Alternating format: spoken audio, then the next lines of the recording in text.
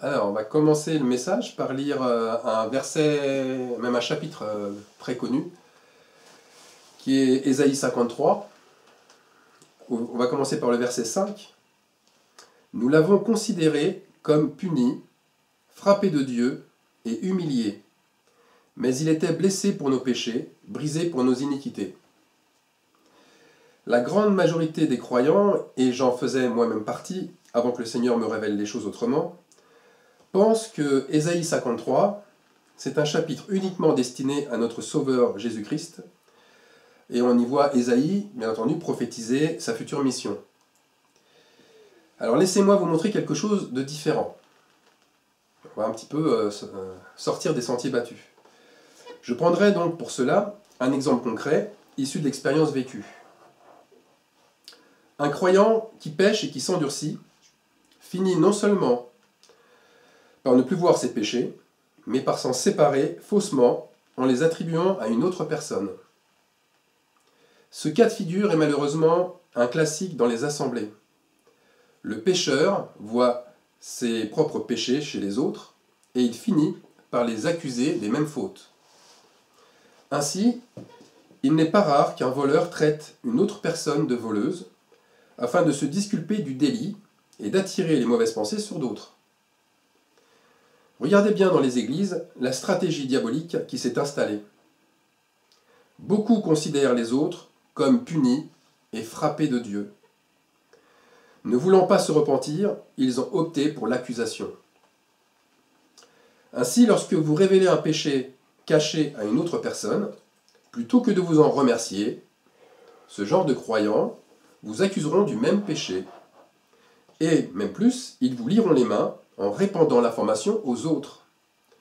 Et si vous ne venez pas en personne vous excuser de les avoir insultés, en fait en leur disant la vérité, ils vous condamneront en laissant croire aux autres que seule la mort sera la délivrance de votre obstination. Ils vous accuseront en fait des fléaux qu'ils méritent eux-mêmes. Alors que doit-on faire dans ces cas-là? Doit-on répliquer fortement, trouver les arguments qui les feront changer d'avis, se défendre à tout prix de l'accusation, jusqu'à traîner même la personne en diffamation devant les tribunaux, s'il le faut? Eh bien, Jésus a eu exactement le même sort. Exactement. Les religieux l'ont traité de faux oins. Ils l'ont traité de faux prophète, d'ennemi de la loi, d'usurpateur, se faisant passer pour Dieu alors qu'il n'était que le fils d'un petit charpentier, habitant une petite ville de Nazareth, en Galilée. Il n'était même pas à Jérusalem, en Judée. Qu'a fait Jésus? Eh bien Jésus, il leur a dit la sanction qu'ils allaient avoir par leur persévérance, à aimer toujours les œuvres de ténèbres, et il a tourné les talons. Il a même tourné les talons, parfois en fuyant pour ne pas se faire tuer. Il les a laissés avec leur cœur impur. Mais, il y a un mais, il est parti avec quelque chose. Il est parti avec quelque chose en plus. Il n'est pas parti sans rien. Ce quelque chose en plus se nomme l'humiliation. N'oubliez pas Ésaïe 53. Il a été blessé par leurs péchés, brisé par leur iniquité. En fait, si nous remarquons bien, il s'est chargé de leurs péchés comme on porte un fardeau. C'est un fardeau de honte et d'humiliation. La honte que devaient porter les religieux, il l'a portée à leur place. Les religieux lui ont fait porter leur propre manteau boueux, plein de fausseté et de mensonges. Ésaïe 53, 7. Mais il a été maltraité et opprimé, et il n'a point ouvert la bouche. Alors, on pourrait se poser la question, est-ce que d'autres l'ont fait avant lui, ou bien est-ce qu'il a été le précurseur dans ce domaine? Là aussi, nous renversons des pensées répandues et des préjugés religieux ancrés depuis bien longtemps. La réponse est oui, d'autres ont déjà fait cela bien avant lui, bien avant Jésus. Lisons pour cela Luc 6, versets 22 à 24. Heureux serez-vous lorsque les hommes vous haïront, lorsqu'on vous chassera vous outragera et qu'on rejettera votre nom comme infâme à cause du Fils de l'homme. Réjouissez-vous en ce jour-là et tressaillez d'allégresse, parce que votre récompense sera grande dans le ciel. Car c'est ainsi, et c'est là la réponse, que leur père traitait les prophètes. Et oui, c'est les prophètes. Les prophètes autrefois avaient réalisé la même action. Ils étaient eux aussi accusés des mêmes péchés que ceux de Jésus. Prenons un exemple. Élie le Tishbite était accusé d'être un faux prophète, d'être un prophète de malheur, comme le disait le roi Akab. Il était pourchassé et sa tête était mise à prix dans tout Israël. Il portait alors les péchés de la reine Jézabel et de son mari, tous deux criminels et adultères spirituels. Une autre question, Jésus a-t-il porté aussi les péchés de Judas ? La réponse coule d'elle-même. Oui, et même plus. Il les a portés bien avant la croix. Judas, qui était voleur menteur et rempli d'intérêts bouillants pour l'argent, avait la même culpabilité qui le démangeait. Il s'en est débarrassé, en partie bien sûr, en la faisant porter sur Jésus. Comment ? Comment ? En propageant une fausse réputation, et de surcroît une réputation humiliante pour le Seigneur. Ne croyez-vous pas que Judas Iscariote disait dans le dos de Jésus qu'il était menteur, qu'il voulait se faire passer pour un saint, pour un prophète, pour le Fils du Très-Haut, alors qu'il volait l'argent des pauvres ? Ne croyez-vous pas qu'il répandait la calomnie en disant que l'intérêt réel de Jésus était dissimulé pour s'enrichir et fonder une nouvelle et grande organisation religieuse différente de celle des Sadducéens et de celle des pharisiens ? La preuve, Jésus condamnait ces grands hommes de Dieu, chaque fois en les nommant serpents, race de vipères, espèces de fous aveugles, tombeaux blanchis, ossements de mort, hypocrites, malheur, le mot malheur, malheur à vous conducteurs aveugles, etc., etc. On lit clairement dans les évangiles les actions aussi trompeuses et dissimulées de Judas lorsqu'il part voir les religieux du Sanhédrin pour le livrer.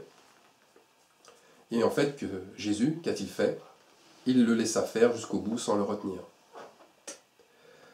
Alors, pourquoi devons-nous accepter toute cette injustice ? Tous ces outrages venant des autres, qui sont bien plus que des connaissances de passage. Ce sont quand même nos frères, nos sœurs, qui sont proches, qui sont même intimes. Eh bien, Ésaïe 53, 9 nous dit « Quoique nous n'ayons commis de violence, et qu'il n'y eut point de fraude dans notre bouche, il a plu à l'Éternel de nous briser par la souffrance. » J'ai changé un petit peu certains mots. Plutôt qu'employer « je » ou j'ai employé « nous ». Nous devons nous charger des péchés de nos frères et sœurs comme Jésus l'a fait avant nous. Nous devons aussi être mis au nombre des malfaiteurs parce que nous portons le péché de beaucoup d'hommes et que nous intercédons pour les coupables. Là aussi, j'ai repris Ésaïe 53, 12. Alors attention, il y a quand même un bémol. Ce n'est pas donné à tout le monde de faire cela. Seuls des fils de Dieu peuvent le faire. Si vous n'êtes pas assez aguerri dans la foi, vous ne pouvez soutenir l'épreuve bien longtemps. Vous tomberez rapidement dans l'amertume, dans la haine, et vous aussi, dans l'accusation.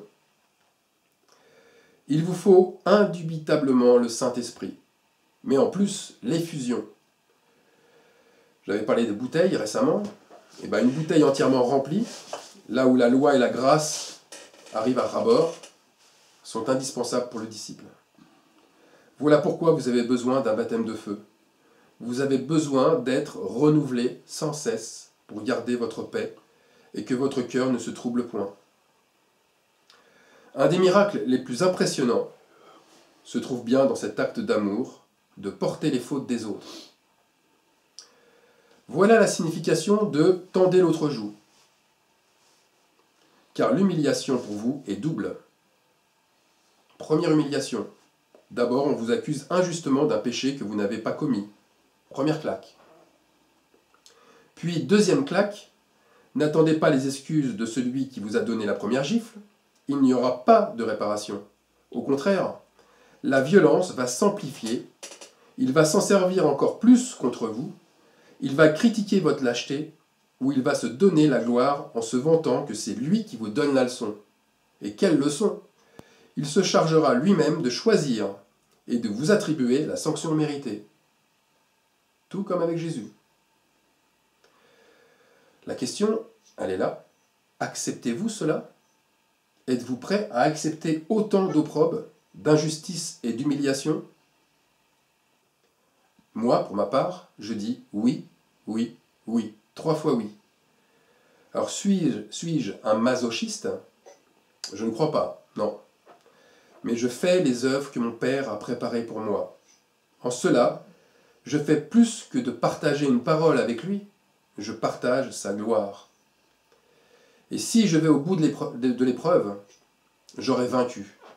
Et je montrerai par les épreuves que j'ai vaincu, que la couronne de gloire est déjà sur ma tête. Alors bien sûr, je vois poindre la fameuse question qui brûle les lèvres. Si nous portons les péchés des autres, est-ce que nous n'annihilons pas l'œuvre de la croix? Jésus alors n'est plus le Rédempteur dans ce cas. Nous nous faisons Rédempteur à sa place. C'est une usurpation. Rassurez-vous, l'œuvre parfaite de notre Seigneur demeure. Il a porté lui seul sur la croix non pas les péchés de quelques-uns, comme nous pouvons le faire, nous portons les péchés de quelques-uns, mais de tous et d'une manière définitive. Cela signifie qu'il est bien le seul et l'unique Rédempteur. Il a lui seul les clés de la rédemption. Il porte les péchés et en plus, il les rachète. Un disciple accompli porte, mais ne rachète pas les péchés.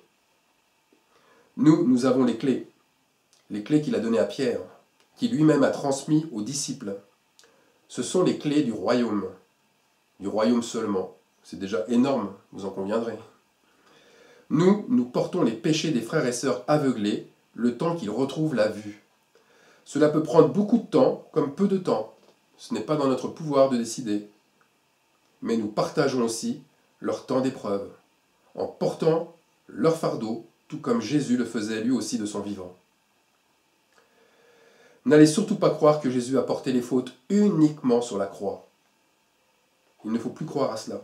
Il les a portées pendant toutes les années de son ministère. Il nous a montré un exemple à suivre, pas une sorte d'étoile à admirer. Là aussi, il y a eu tant d'années et d'années d'obscurantisme religieux qui ont mis trop d'œuvres de Jésus à un niveau inaccessible pour le croyant. C'est tellement plus simple de louer le Seigneur pour ce qu'il a fait, sans en prendre parti nous aussi. La louange, elle se fait dans le combat, pas dans une contemplation passive. Alors, lorsque nous portons les fautes de nos frères, nous les pardonnons. Notre pardon va alors occasionner encore plus de violence contre nous. Le pardon se rajoutant, il s'ensuit une surenchère de ceux qui pratiquent le mal, car ils vont à ce moment-là voir le mal, plutôt leur péché, et en prendre encore plus conscience. Ils nous accuseront encore plus, ou alors abdiqueront. Il n'y a pas d'autre alternative. S'ils retrouvent la vue, ils sauront alors que Jésus a racheté leurs fautes, même celles-ci, et qu'ils sont purifiés s'ils confessent et réparent leurs offenses faites injustement aux autres. Les autres, qui persévèrent dans leur endurcissement, auront le châtiment qu'ils aspirent en réalité à avoir, car ils ne supportent pas la saine doctrine. Voilà.